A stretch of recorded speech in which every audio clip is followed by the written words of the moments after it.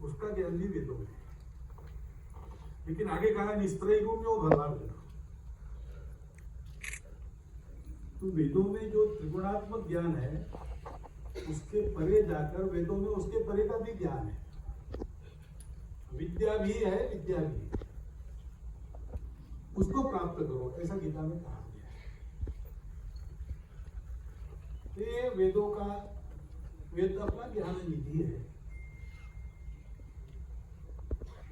और ये वेद हम जानते हैं कि ये लिखे नहीं गए, ये सोचे नहीं गए, ये देखे गए।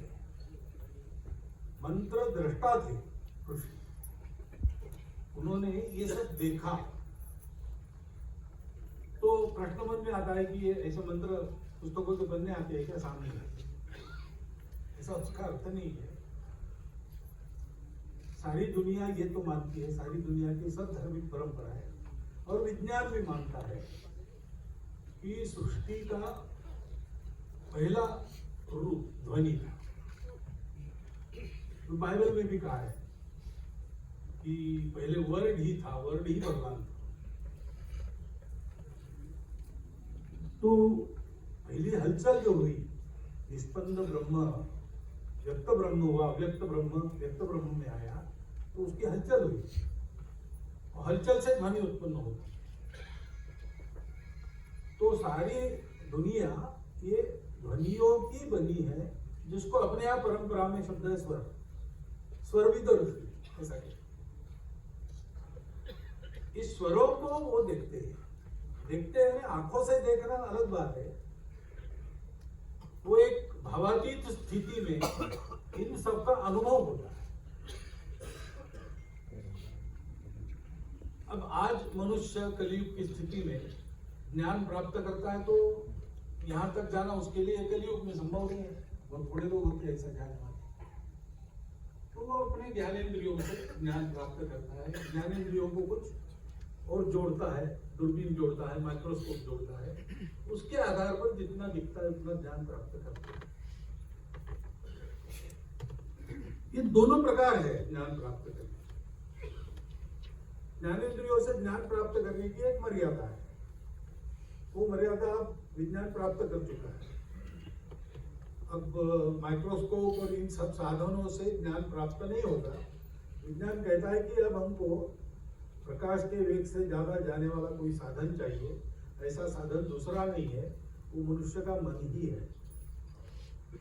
और ये भी कहते वैज्ञानिक कि मन को इस प्रकार बनाना है ज्ञान का साधन, तो वो ग्रंथों के भी नाम लेते हैं, पतंजलि योग सूत्र, योग वासिष्ठ, ऐसे ग्रंथ हमको पढ़ने पड़ेगी, वो कहते हैं। क्योंकि ये जो दूसरी पद्धति है,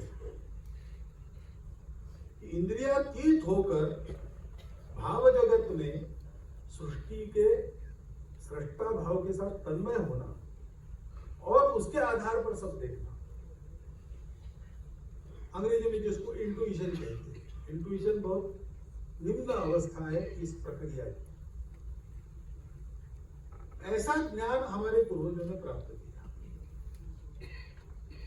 क्योंकि पहले तो स्वाभाविक रूप से मनुष्य बाहर खोजता है, बाहर खोजने के वही साधन है, आंख है, कान है, नाक है, वो वही सारे पंचेंद्रियों के विषय उसके आधार पर चलते हैं।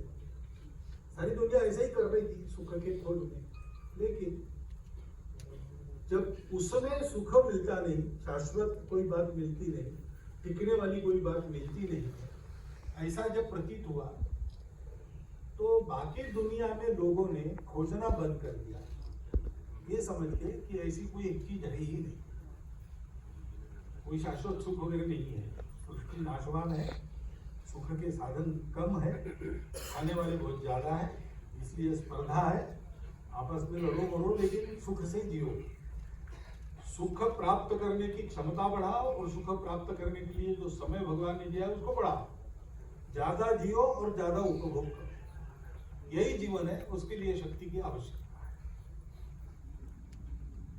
लेकिन हमारे यहाँ लोग रुक गए नहीं, रुके नहीं था, उन्होंने अंदर खोजना प्रारंभ किया।